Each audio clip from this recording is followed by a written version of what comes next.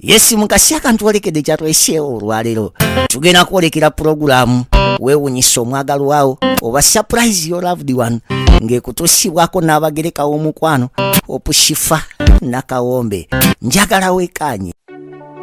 Hello, Africans living in the diaspora, the UK, USA, Canada, Europe, or any country across the globe. You're doing more than 2 jobs, working long hours, holidays and weekends. Introducing to you a legit online business that is going to give you peace of mind, freedom, convenience, while you still earn at the comfort of your home, workplace, anytime, anywhere. This requires no experience or expertise, but only with the help of our mentors and coaches, you are guaranteed 100% success and guidance on how to go about it. For more information about this exciting opportunity, please visit www.veronam.com. WhatsApp or call +1 331 304 5595. Legit online business. Abalungi abatulaba ndi wano kubanjulira Mulongo Diaspora Foundation. Eranga information eri wano wetegereza mukwano ojjeko contacts go wenna eyandyagadde okubeera part of International Summit on Mental Health and Disability 2024 Regendo okubeerayo ng'era theme global collaboration to strengthen international partnerships in order to improve mental health and disability outcomes worldwide. Bannange Mulongo ategese era nga contacts weziri wansi awo. For more information email query genda ku Mulongo Diaspora Foundation @gmail.com oba ogende ku brendanakato44@yahoo.com oba contacting ku namba z'essimu z'olabaawo wansi. Era nga mukwano ofuna omukisa okuregistaringa ogende e Canada. Opushifa nakawombe ompadde mmere sigwagifumbye nze afumbye ekifa naye emmere oyinza oba babadde bambi ate nowandiddeko kati niwe kati omanyi buli lw'ofumba otuuka okulya nga gwe wakkusedda kati fa badde bawoomerwa ennyo naye nga mikwano abatulaba obwedda abaliko babatugoberera had a day with Cita atufumbidde.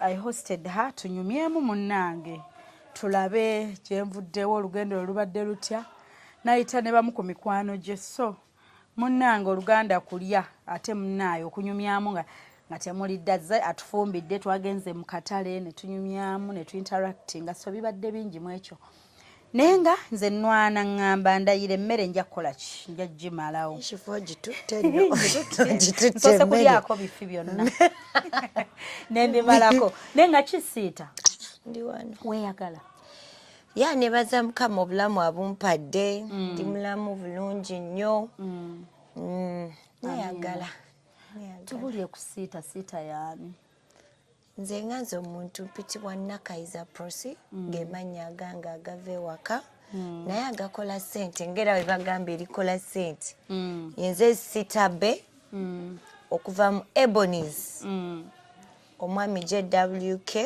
ye boss waffe mwebaza okuba nti yampa omulimu taata nkwebazaako kyo nkyogera ndina ku mavivi mukama wange JWK Mr. Katende nkwebaza okumpa omulimu oba omukisa nenjoyininga Ebonies nange ensi nemmanya taata ndi chendi right now because of you nkwebaza ow'ekitiibwa ne famire yo Miss Katende nkwebaza mwenna n'abaana mwenna mwebale kunjagala nze nganze Cita oba Nakayiza wammwe mukama abawe kyemusinga okwagala. Okay Cita, childhood yo yali etya you growing up?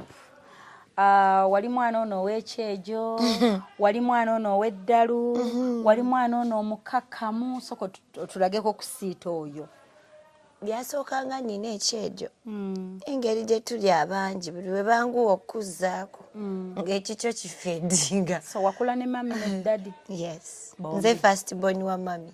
Wow. First born wa mami. Okay, tuli bangi. Okay. Naye nze first born wa mami. Cita tuyitiremu okusoma kwo kwali kutya? Nasomera ddala nno.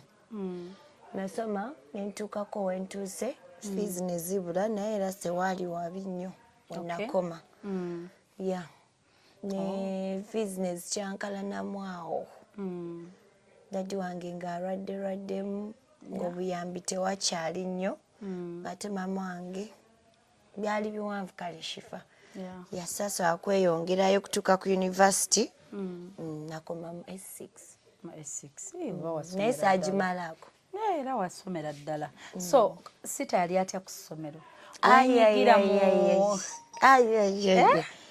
omanyi omulalu I was very stubborn when I say stubborn ntegeeza active miming nga gyendi netball gyendi kwega buli wamu nga nze kudduka gyendi kwega buli wamu interact club nga nze gwe balonda I remember nali mu form 1 naye nga nvuganya n'abaali nga mu form 6 form 5 miming dancing kwega nga ndika kujjukujju nnyo buli wamu ngwawo ng'ate abantu banjagalanga nnyo by the way buli ssomero gye nasomeranga nga ndekayo erinnya yes basigala bagamba togenda kudda naye wandikomyewo then nolane teacher mulamba nga yegayirira bazadde bo bakuzze essomero lyabwe oliwangusa oliweesa ekitiibwa buli gye tulaga eyo debatinga gyendi obanza oluzungu lwange lutuufu oba lulamu ng'olina confidence kasitanyumirira thank you Mr. Chairman and then after that tugendanga mu clubbing like clubbing I mean different clubs zetwakolanga mu ssomero not clubbing z'endongo bannange so tewali bano abaana abaatolokako ku ssomero ogendako mu clubbing kakati ogwali ogusookedde ddala by the way shifa nalinanga eddalu mu ssomero naye ng'ate nti okukola emisango ng'era newogamba tica nti Prosi alina kyeyakoze kino bwe kiti nga kibi kyanga alwawo kikkiriza naye nga omugamba twamusanze azina mu ddoomu ekyo ye bankubira ddala kibooko naye nti yakubye omuntu yalwanye bayombye ng'ebyombitira ddala because ndi munafu nnyo ate mu bunafu bwange bwonnyiize nnyo kyendabye okumpi ekisobola okukuleeta omusaayi kyenkukuba so that oba okyataasa kwegira musaayi nze nga nayiseewo dda nayiseemu dda n'enziruka ondaba luvannyuma ng'owonye so kati obutatukaku ekyo kyonna oli ne bwannyiize nnyo sungu bunnuma ne bunnuma nenkutambula nenkolaki nenkuvawo ekiba kinsuseko nkikugamba there and then kiggweraawo nemeggena nakyo so that's me naye olunaku lwe nasooka okwagala ottoloka bakwano bange baddanga ku ssomero nga balina ssente ate nga gwe daddi waawe afunyemu obuzibuzibu tebakyakuwa bulungi nga bebadde bakuwa tuli abaana abangi shifa kyewandifunye mu bujjuvu tokifuna kuba n'omulala agenda kusomera akolaki yes so kati nga abaana bajjanga ku ssomero nga bakomawo balina ssente bagula ebintu tebalya posho ne mbabuuza nga naye mwe ssente muzijjawa agamba tulinde ekiro nga tugenda ojja tugoberera I was like okay kati tutuuka ekiro ndaba abaana balina zino zetwesibanga buleesu kati ndabanga abantu ababukwesanga busikaavu naye nga buleesu twabutwalanga ku ssomero exactly so kati nga ndaba ekiro nga babweteekako we bati beebikiryanga abawulira empewo nabagenda waliwawo emabega wa ddoomu bulijjo mmanyi nange ekisenge kirambawo ekiri nga sirabawo kituli iye nga tunaabira naye oluusi otya mu kiyiga okedde nnyo ng'otya onaabira mu kiyiga onaabiraawo nga simanyi nti waliwo ekituli kifa tutuuka ekiro abaana nga bajjawo ekisenge pati kembwe bati kumbe bulijjo basigikawo zizike waliyo ekituli shifa nga abaana bayingira kumbe lukuubo oyitamu okukuta wenna toli mulambo oyitamu okikiitana kati nze ntuuka wakati nsikattira jjukira nina obulwadde buno ndi claustrophobic kitegeeza nti enzikiza nti obufunda saagala bintu bibiri biri mu nzikiza ate n'obufunda buntiisa nsobola n'ofiiraawo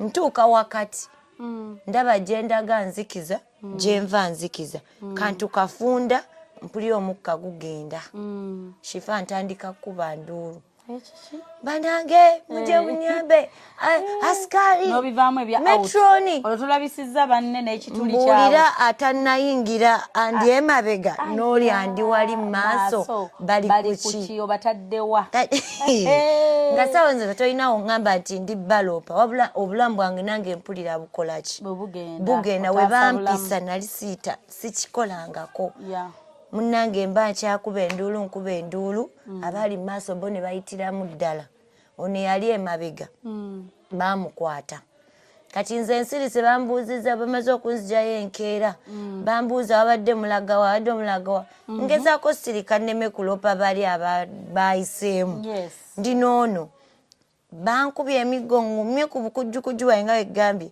sibyakabina bankubye tewali mulala ŋŋaanyo bbawayo munnaawe bamukubayo ekibooka eyo kuba essomero lyonna twali tumumanya atya kibooka n'abyatula byonna n'abagamba amazima nze gwe gwali gusoose ogwange oba ogaludde bwoti nga nayogedde dda ye yabagamba amazima ekirungi nti Cita oba Presi gwe gwali gusoose ogugwe kyeka alina obuzibu yatuuka wakati n'akuba enduulu kati batica bo bamanye obulwadde bwange obwo ti obufunda nti enzikiza kati awo bo bakitegeera so ne babazuula nti bali batoloka suspene zibaawo ze bankuba bukubi kibooko because it was my first time ate nayogera amazima mbagaasi kikolangako Okay, so you growing up moments ezo zasinga okusanyula ennyo z'otalyerabira nogaba neesiryerabira kino kyansanyusa nnyo kifaana zinanga nnyo mu church nga binsanyusa nga ngenda mu church ne training abaana b'omu church abo amazina Kajoki agambye kuva mu ssomero nali ndi stubborn kati ntuuka ku church eyo bali ekyali nawo bagita Holy Temple Church enamasuba ya Pastor Katende so nga bampa obukulu kuyigiriza abaana mu church amazina abato bano aba Sunday school ne bano abavuddemu kuba by that time nali mu vacation ya senior 4 n'abo abavuddemu nga mbayigiza nga ne choir yaffe bali bagita divine divine dancers so nga mbayigiriza naye kyansanyusanga nnyo nga ndaba ninako eddala Mukama wantadde nze ani akola ekintu abantu ne bandaba ne bakiyiga nga tewali akomplaininga nga nsanyuka nga pastor atwala mu before ng'abewaka bakitwala batya taata wowe kandewegendayo omulundi gwe najja ewaka saawa weemu kuba twali baana bawulize shifa nakula ndi mu church n'ebyo ebyessomero gambye ebyotoloka gwe gwali gusoose naye ng'ewaka church Katonda gwe tukulembeza kati nzire ewaka saawa emu awo ey'ekiro taata namusanga ku mulyango mbuuza ovaawa ku church ng'obwange yabusibye dda angoba ddayo ku church mu maka gani g'oyingiremu nebibaawo bingi naye namala nansonyiwa naye n'osigala ng'onyigiriza obiddemu kati kyekyo kyotalyerabira nga kyo kyakunyiiza oba kyakudisappointinga mu biseera ebyo ebyokukula kivubuka awo like childhood yo kyogana nti banaye kino kyankosa omutima gwange kifa twakula tuyinamu nga tetuli bubi nnyo naye olunaku taata wange lwe yali azimbye amaka amanene bisenge 14 kuba kunze ndaba manene twaca ku makya ennyumba eyo ng'erina okusaanawo yonna shifa tutaase obulamu bwa kitange so that thing kyaddiriza ddala taata wange emabega ddala emabega in that taata wange yali nga ayimirira buyimirizaawo ekibuye buli omu n'amanya mukulu Sam nga buli omu amulabira eryo mukulu Sam bavunama wansi ekintu ekyo ekyatuukawo ku kitange ekyokwagala omukomya obulamu bw'ensi eno kyantiisa nnyo kuba nti taata waffe ogenda otereera yaddira ddala emabega nti embeera bwe yali mu kusooka nekyuka ne bwe ndibeerawa ne bwe ndiragawa sirikyerabira kubanga taata wange yali musajja w'amaanyi nnyo ne kati w'amaanyi n'amaanyi gali so eyakola taata wange ekintu ekyo sijja genda mu bingi kyonna kye yakola taata tekirinva ku maaso kuba yatuzza nnyo emabega. Yes. Okay, so kati Cita briefly olw'akaseera akatono n'abalungi abatulaba abatudde olunaku olwaleero abazze okuwagira tuli mu kuyitamu katini ku profile ya Cita mbimanyi byonna bw'oba bigenze in details biwanvu kati Cita ojoininga otya obadde Ebonies. Joining Ebonies, it was a luck so by easy the for way. you? It was, I don't know, but it was easy, let me say it like that. Tosaana chikiriza. Shifana agenda nga ndaba Ebonies ku ma TV. Yeah. So one time naina mukwano gwange atute mu Bat Valley nzanyeyo ngaawo omwezi mu Bat Valley mba Abi Mukiibi. Mukwano gwo mwerekeddeko yakantwala nga yazanyirayo antwala nanga nyigewo. Yes. Sina mulimu, I was jobless. Nantwalayo bampe ku mulimu. Kati mwami Abi Mukiibi abanga alina wayagala okunyigiriza ntereere nga ndaba mumenya. Yes. Kati lumu mukwano gwange yayinayo omukwano gwe mu Ebonies n'amuwa ticket tulabe show yaba Ebonies. Mugende mulabe show. Yeah. Kati mukwano gwange omuwala ye Maureen era naye sirimwerabira kubanga yes n'abaana bange bonna mbazadde yanyiga yambeererawo byonna mwagala nnyo Maureen. Twagala nnyo. So baba wa ticket mugende mulabe Ebonies. Yes, tugenda mu Labonita ogwasookera ddala omulundi gwange oyingira Labonita. Yes. Baperformance omwami Barnabas yali ne Sharon ku stage. Bagamba tuyiteyo omuntu atuchallenging from the audience. Azina amazina ave mu audience ajja ku stage azine. Nze simanyi na kyampanisa mukono. Era ne omuntu nga wa mukisa. I know. Ningenda ku stage. Yeah. Nagambye kuva nga nze nzina neegira buli wamu. Yes, ate ng'olina ne confidence. Yes, tuka ku stage nga nsooka nnyenya ku bubi naawe. Ng'abantu bakuba enduulu. Baziwa n'eyite zange. Ng'abantu bakuba enduulu. Nnyendo malize bati mbokyeza abantu bakuba engalo. Nga Barnabas agamba awo. Tumuleetere challenge waffe wa Ebonies. Nga nkwata ku mutwe nti nedda. Nedda kuba yes nje nzina nkola biki naye kundeetera challenge. Bali Ebonies nga buli omu agitya. Bw'oŋŋamba ondeetere challenge obanga zze okuŋŋamba vaayo oshege. Nensooka nkwata ku mutwe awo naye ne maani ngamba okay. Baleete. Baleetaani. Kyebadde ninda. Agiswag. The stage queen mama. Agiswag. Nesooka nkwata ku mutwe we bati. Ng'olwedde obadde omulaba bulijjo. Katumanyi mu Uganda yakyasinze. Oshegeera. Naye era muzinyi shifa. Wakabi nnyo. So bamundeetera ku stage tutandise tuzinyaawo tuzinye so sentidde maze neetadde. Zinye gwewa neeyita abantu bakubye enduulu. Ojjeyo Bwakabibo bonna. Nange nenekunkumula. Kati mukwano gye byaggweera bambi abantu basiimye performance yange neya Agi. Bandi awo ne bansaba ennamba y'essimu nti we tuli batwetaaze baddansa. Waliwo omwami yajja, mwami oyo yava nambali bamuyita Eric. Yaŋŋamba bamusabye ennamba yange naye teyaŋŋamba at that time ani. Ne mugamba kale, mugamba mutemusaatuwa mirimu. Anyway kale kanjikuwe. N'omalagga. Baafuluma nesanga ow'ekitiibwa Dr. Bosa. Nemuga Tanzania akula nga ninga alabye Katonda. Tumulaba ku TV. Nza mutuseeko bwenti. Nga Tanzania okulaba bambi nampa omukisa. He was so sweet. Teyaneganya. Maureen, your friend. Maureen akyali nno mu audience eri. Wenvudde ku stage bansabye ennamba.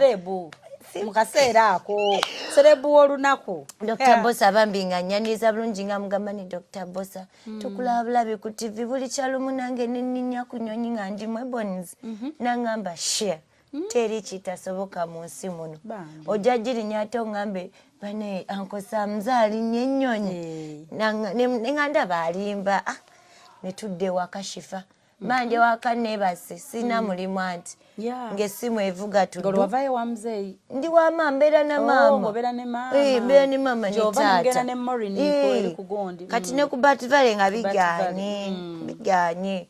Kati essimu evuga nga Dr. Bosa si yakubi. Hello, this is Dr. Bosa. Anti eddoboozi lyo ndimanyi. Wawulira otya? Nensooka ngamba ne oba muno kiwaani anfera. Onze bituufu ono Dr. Bosa. Teyeze ono mukyala Nakayiza. Konze taata yenze mukama wange nangamba osobola okujjako office zaffe wano Nabunya konze ze ziriwo ezo ziziwuliranga nako nanga afune wa boda akuleete swi sawa 7 awo ne basanga mu lunch nga bonna obalabawo nga bonna nkyusa amaaso ndaba Semagonja nkyusa amaaso ndaba Sharon nkyusa amaaso ndaba Dr. Captain Ricky ndaba wali ani Barnabas Ketra banaye lunch eggwa bakuba akade tukuŋŋaane bonna batuula bampita bosi waffe ng'agamba omwami JWK ng'agamba baŋŋambye Joe you performed well on stage I want you to perform again baŋŋamba nti owalinga omupya n'okwogerako obogezi naye mukwano nze guli omukisa nkugambye simanyi it was a miracle. That's what I can say.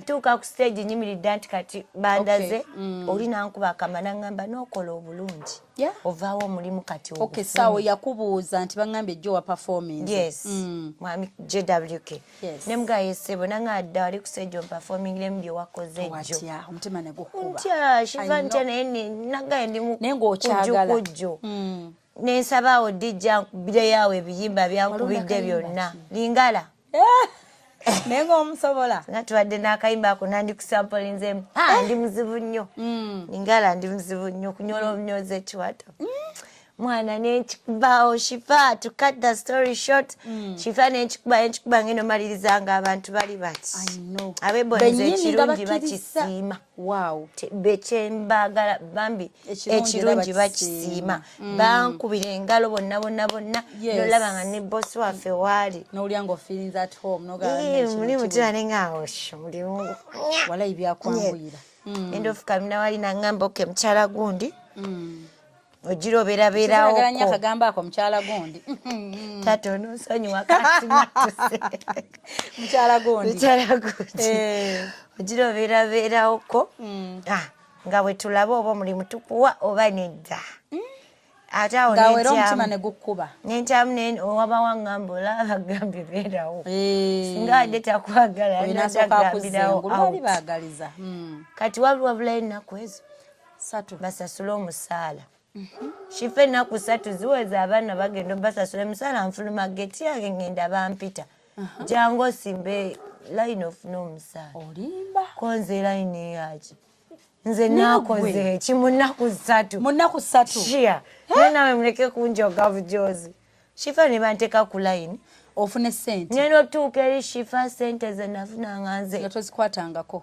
is a jobless I know nakwata sente mugalo eyazimpa naseka noseka n'owunga nenkwata akasawo ng'omubbi Shifa omanyi omubbi ng'alagira ddala nti ayina sente nenziruka emisinde swi paka waka ntuuke waka ngamba maama wange tomanyi kituuseewo bampadde omusaala nti omusaala ogwaki anti Ebonies kati bampa omulimu Shifa zaali nnyingi zaali nnyingi zekuli emuntu yali atandika obutandisi kuntunuza mu mitwalo egisukka waggulu 4 nnaku 3 sirina kyenkoze era ze mama wange yasanyuka nasooka agamba nnimba n'agamba tewebaka n'abasajja sekututteyo wembadde ngenda okujjaawo yatandikirawo tonimba mu nnaku 3 bakuwa batya omusaala kyenakola nkubira ow'ekitiibwa teeka mu loud speaker ow'ekitiibwa ng'omukubira na direct egwo mukisa gwe Shifa sigayo mukisa gwe naina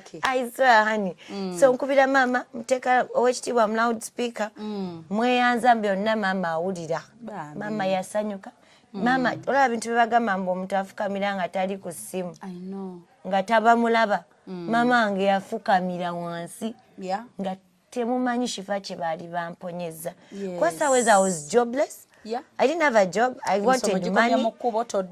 Ndaba abawala bambadde akalungi n'enkwegomba kati nga mama wange tata babeerawo ne bagamba anytime nyonuunika kituufu kitegeera olimu ebyamazina entertainment kati bageola nze n'omusaala bansasula ate nga munaye nga sibe bambulira tonyiza mwami Katende bwagamba galamira ne bwakuba kibooko teekawo wagamba 2 teekawo bakuba 4 kati oli ye taata ye maama ffe tulabe bulabi bannange era mwami Katende taata gy'oli ne famire yo yonna bazadde bange mani bakwagala nnyo taata mwebale nnyo kati egyo myaka emeka emabega na joining Ebonies mu 2016 so 7 years now. Nekirala wayingira nga gwe kyoyina ku mutima gwo oba kyofeeling ennyo mazina ntegedde lwaki ekyakujja eri no I just nkisomye eri tewakifeelinga nnyo lwa nsonga eno wakirabanga nga package yonna mweri yes kati ate kubanga nze onzannyira bulungi nnyo kati weezuula ddi ng'omuzannyi. Hello, Africans living in the diaspora, the UK, USA, Canada, Europe, or any country across the globe. You're doing more than 2 jobs, working long hours, holidays and weekends. Introducing to you a legit online business that is going to give you peace of mind, freedom, convenience, while you still earn at the comfort of your home, workplace, anytime, anywhere. This requires no experience or expertise, but only with the help of our mentors and coaches, you are guaranteed 100% success and guidance on how to go about it. For more information about this exciting opportunity, please visit www.veronam.com. WhatsApp or call +1 331 304 5595. Legit online business. Abalungi abatulaba ndi wano kubanjulira Mulongo Diaspora Foundation era nga information eri wano wetegereze mukwano ojjeko contacts gwe wenna eyandyagadde okubeera part of International Summit on Mental Health and Disability 2024 lwegenda okubeerayo ng'era theme global collaboration to strengthen international partnerships in order to improve mental health and disability outcomes worldwide. Bannange Mulongo ategese era nga contacts weziri wansi awo. For more information email query genda ku Mulongo Diaspora Foundation @gmail.com oba ogende ku brendanakato44@yahoo.com oba contacting ku namba z'essimu z'olabaawo wansi era nga mukwano ofuna omukisa okuregisteringa ogende e Canada. Wayingiranga omuzinyi awo ozinyi bategekayo ku show ennene ze batera okuteeka n'okola ku stage. Ebiseera kwaliko show baali bagenda mu America by the way. Nga wabulayo ennaku 3 babawo omusaala naye nga wabulayo weeks 2 balinnya ennyonyi bagenda mu America. Tebangobedde ku bya passport. Sifunye passport. Tebangobedde ku bya nafuna omusaala mu nnaku 3. Yes. Mu nnaku 3 ezo mumaze ofuna omusaala. Ku nzina gye nazinamu awo ne bansiima mu wiiki emu nga nfunye passport. In fact nnaku 3 endala nefuna passport nga tebagenda mu America ne bangoberako nange visa ngende mu America. Aba America ne bannyima. Yakitegeera naye nga bakufubirako. Yafuba. Wow. Owekitiibwa yafuba. Kyemanyi awo America si gye waliko nennyo. Guludi wayingidde ekibiina ekyakabi ekiriko. Bantunuza ne mu nnyonyi saawa ezo nga mpulira bangamba ennyonyi weba situko oyinza offa. Kati nga muli ngamba already wakituuseeko kyoyagala. Kati bino ebisigadde it was a bonus. Yeah, exactly. Nga manyi ne wemba sigenze mu nnyonyi esooka. Endala era ndigenda zijja era nazitambulamu. Okikakasa. Owekitiibwa ogendanga mu nsi kina. Nyingi shifa. Nyingi omusajja atutambuza bannange. Obutasiima buba bubi. Nze nsiimo owekitiibwa weebale taata. Muneeshifa batuuka ekyanzinye lumu bazannya paati awo ku stage tuli mu rehearsals baleese drama gye baleese nga beetaagayo omuwala azannye. Tebampadde paati nga mbagamba ani nze nzannye mundeke naye ne bye mbadde nzannye eri gye navudde si bye biri awo byakabi. Producer Jordan oyo yannemerangako ne Hudson ne balemerako ne baŋŋamba you can do it. Lwaki wezze emabega okitegeera. So baproducer bange nammwe mbeebazannye ekyensusu. Kati munnange nga bampa paati ntuuka ku stage njizannya enduulu abantu yakuzannya kuki? Malaaya. Malaaya yakola ki?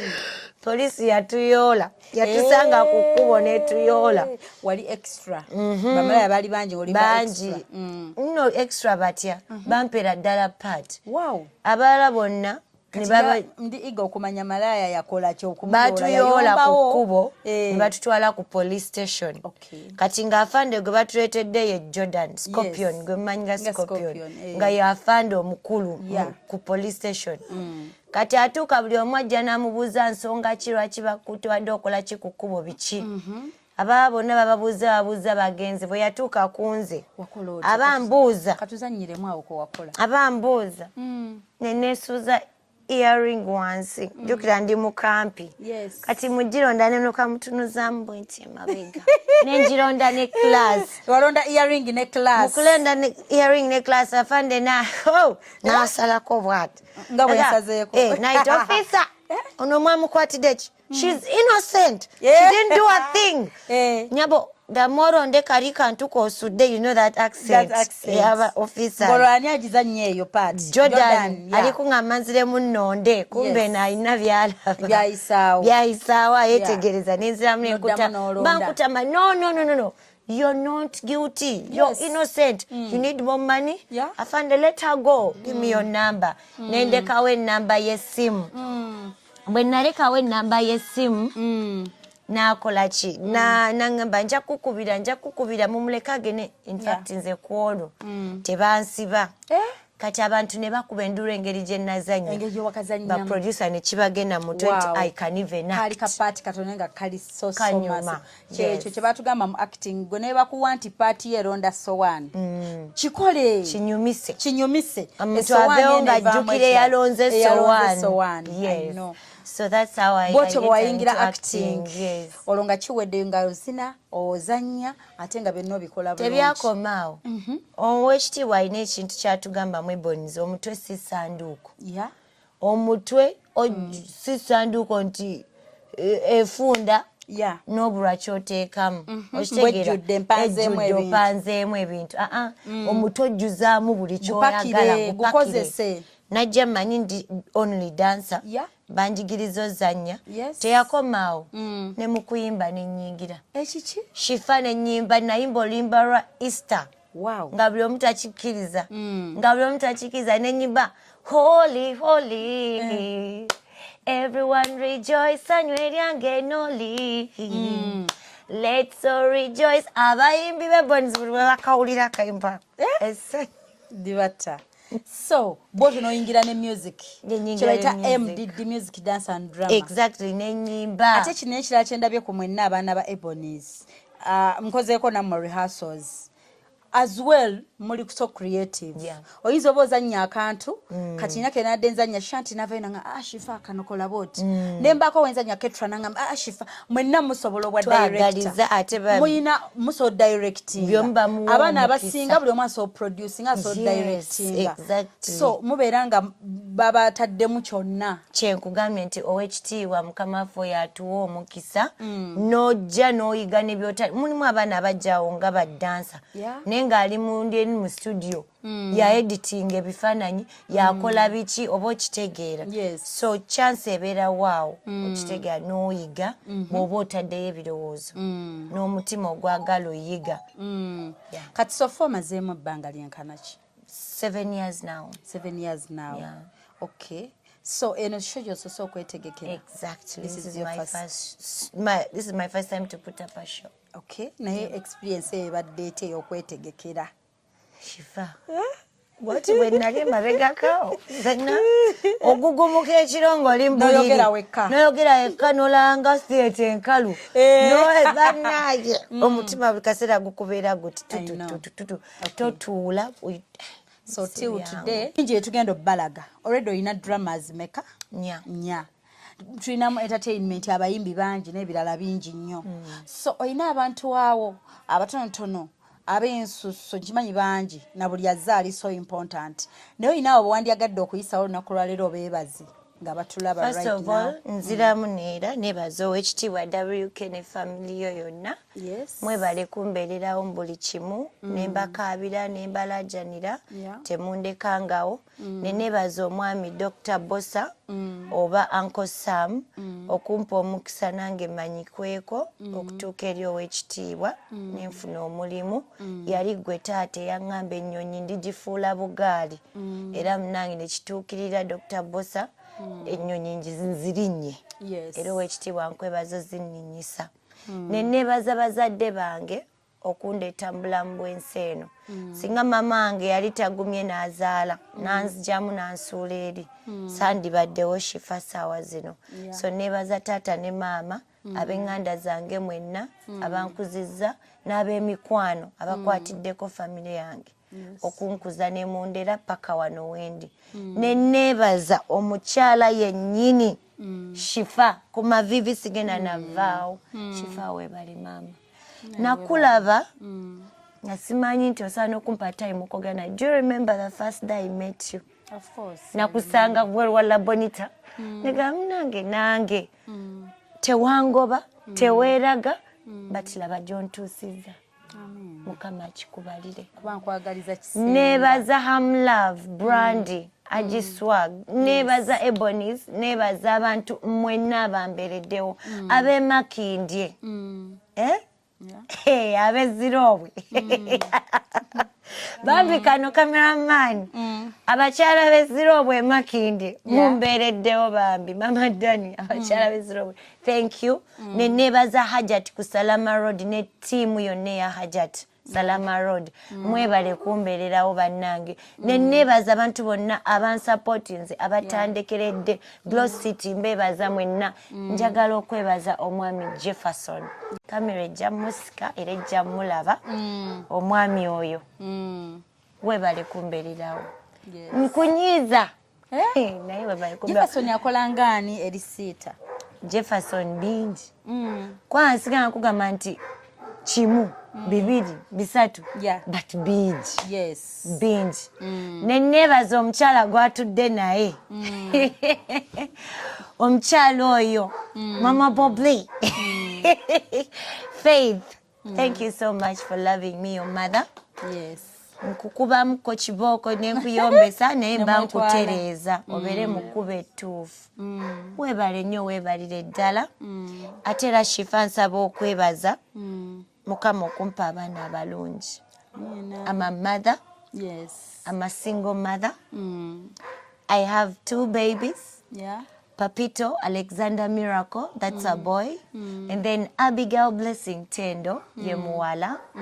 Ate Mukama mwebaza nti yampa tata w'abaana ali responsible. Omwami Dr. Subi oba Dr. Semagonja, Dr. Gordon.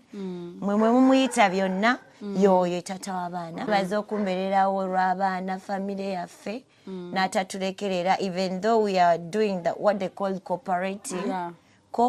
Parenting. Yes. But it's okay.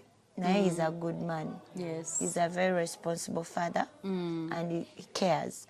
So mwebazaako ensusu ne neebaza buli anwanidde buli omu Shifa olugendo luno teluba lwangu. Teluba lwangu. Oba wabawo abantu abamu nga obonga atuuse ku kintu oli n'ayagala akusikireyo ddala. Shifa nga wennaga nti onkutte ku mukono olina oyagala onteeko nnyambe oli n'aveeri from nowhere. Shifa lwaki okayamba? Shifa kalina empisa embi. Shifa kakola bino. Waliwo n'abatakagala. Keeyisa bwe kati. Then naawe abadde agenda okunyamba n'oluzinga that love. N'obita. Olaba bontanengwa. Naye neebaza nti bingi bye tuyitamu temundekeredde. Anti byonna byongera kukukuza. So bw'okuba tooki okuva emabegalo wayingira bibaddemu Katonda. Nayogedde ku mwami Hamlove oba cameraman teyamulabye. Bambi nsaba omusike bamulabe. Omwami oyo enkuba yatukubira mu tawuni tutunda tiketi. N'agwa ekigo. Ne mubuuza ogwa ekigo kyaki kya Cita. Tutunde tiketi. Cita shining. Banayi. Baby. Honey. Customer ngo mulungi. Bambi, thank you so much, brother. May God bless you. Kati ebyo tunuulira in life oba okyagamba kyova olaba bano ababeera bagamba nti abantu babi lwaki ofokasinga ku babi fokasinga ku zino z'olaba nga small details mu bantu ozirabe nti nnene kati nga bw'ogambye bambi tugenza atunda tiketi n'agwa abalala bye batekinga for granted kati gwe toteeka nabongo bo kwabatakwagaliza you focus kubuna obuntu obwo obutono mu bantu abo okitegera buba bumiininga kinene so kati konako katono kuba sponsors baffe nabo first of all njaga okwebaza abayimbi n'abazanyi abanyambye okuzanyira wamu nange ng'ate si ba Ebonies nga naye bayimbi naye nga bayimbi ate bazanyi abantu abatudde right now beexpectinga okulabamu ku bayimbi aba artists baabwe abatali ba Ebonies ba TV presenters njagala surprise sigenda boogera njagala kibabe bukubi naate we siboogera abantu abamu bandize lwakuba nti mwebali already nti bantu batudde batulaba so ba sponsors bange mwenna okusookera ddala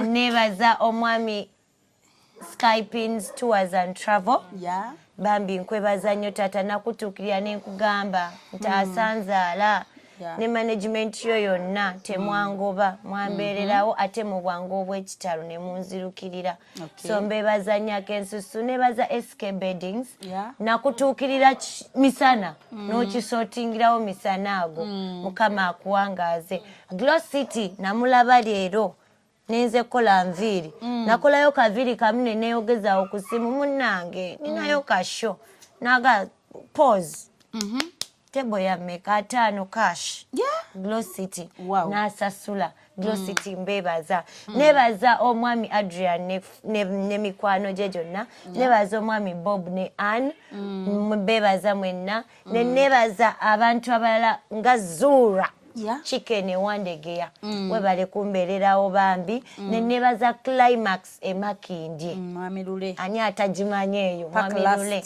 tata nkwebaza Climax Pakalas Coffee byonna Jax yali Milano mbebaza okumbeererawo bankubidde akalango kuva lwenate nagamba nina show mu gwa mukaaga buli lunaku bakakuba buli lunaku kituufu nange nkalaba mwami Lule thank you so much ne management yonna ab'omu Climax nebaza Gluta Lounge abakola ebizigo ebirungi okunyiriza abakyala ensusu obubina figa hips biki mbeebaliza ddala mwebale kumbeererawo nebaza n'abantu bangi abatasobodde kube abaŋŋambye tebajja sabaawo naye nga basupport omwami Osbat yambeererawo nebaza C&G Fashions esobodde okuntekamu ku ngoye zengenda okwambala ate nebaza omukyala Mariam and Fashions ye yakoze costume z'abadansa bange ye yasponsorinze bagenda ziraba era nkwebaza omukyala Mariam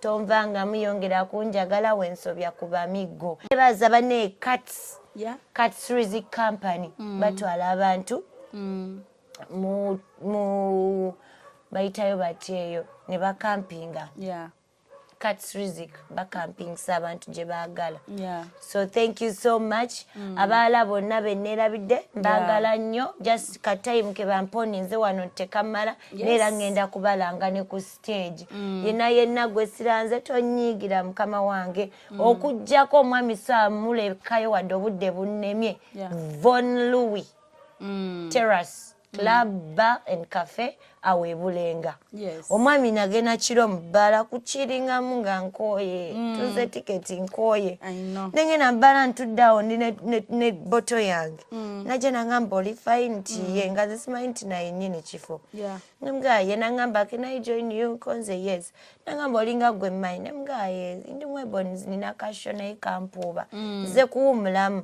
tebo yameka naye kakadde n'ataano kakadde kaako mufunire tebo Bwalabi kati oba munyooma birungi obutanyooma bantu kubanga nze sikikola I'm friendly kati bambi naye saamwerabira wadde obudde bandaga buweddeyo naye mwenna mbaagala nnyo Brenda Saloon Mariam Saloon Shakira Wigs mwenna mbaagala nnyo baneesiina gwendeseeyo mwenna buli omu waali tanyiiga nti ate nze tonjogeddeeko mwenna mbaagala nga bwe mukiwulira mukama akibambalire Medi webale kunnyambako Medi gwe tugenda ozannya naye Medi n'abalala bonna bannange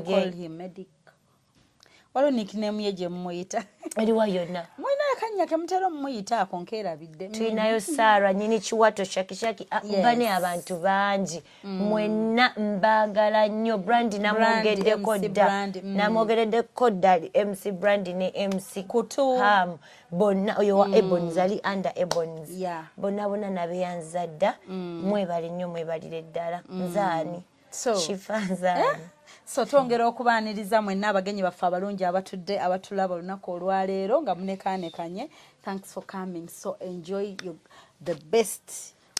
Cita yenda okubookya mmwe so mikwano temuseguka tannamalawo mmere tababuzaabuza emmere ngenda gimalawo kati bino oba wabiyigirawo bannaye akuba ndi singo naye ndi mufumbi kati bino oba wabiyigirawo okufumba emmere eyo yonna within 30 minutes otaddeko akawunga n'onyiga ettooke n'ofumba obutula n'ofumba nakati n'ofumba french beans n'osala pilao cabbage ate shifa oluvaawo ng'abasajja bagamba buno obwenjala empanvu tebulina kye busobola kukola munnaye tubikola when it comes to slaying obudde bw'okuslaying bubaawo n'obudde bw'ewaka bubaawo n'obw'okunoonya ssente kati ali eyo ng'oli singa olina waleti ewera ng'onoonya omukyala amanyi ofumba alright guys obwo nabo badde bulango babakama baffe naye nga njagala obbaagaliza shennungi mwebale kutuwagira Cita.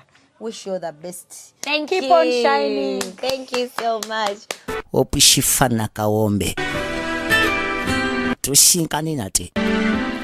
Hello, Africans living in the diaspora, the UK, USA, Canada, Europe, or any country across the globe. You're doing more than 2 jobs, working long hours, holidays and weekends. Introducing to you a legit online business that is going to give you peace of mind, freedom, convenience, while you still earn at the comfort of your home, workplace, anytime, anywhere. This requires no experience or expertise, but only with the help of our mentors and coaches, you are guaranteed 100% success and guidance on how to go about it. For more information about this exciting opportunity, please visit www.veronam.com. WhatsApp or call +1 331 304 5595. Legit online business. Abalungi abatulaba ndi wano kubanjulira Mulongo Diaspora Foundation. Eranga information eri wano wetegereza mukwano ojjeko contacts gwe wenna eyandyagadde okubeera part of International Summit on Mental Health and Disability 2024 rwegenda okubeerayo ng'era theme global collaboration to strengthen international partnerships in order to improve mental health and disability outcomes worldwide. Bannange Mulongo ategese era nga contacts weziri wansi awo. For more information email query genda ku Mulongo Diaspora Foundation @gmail.com oba ogende ku brendanakato44@yahoo.com oba contacting ku namba z'essimu z'olabaawo wansi. Era nga mukwano ofuna omukisa okuregistaringa ogende e Canada.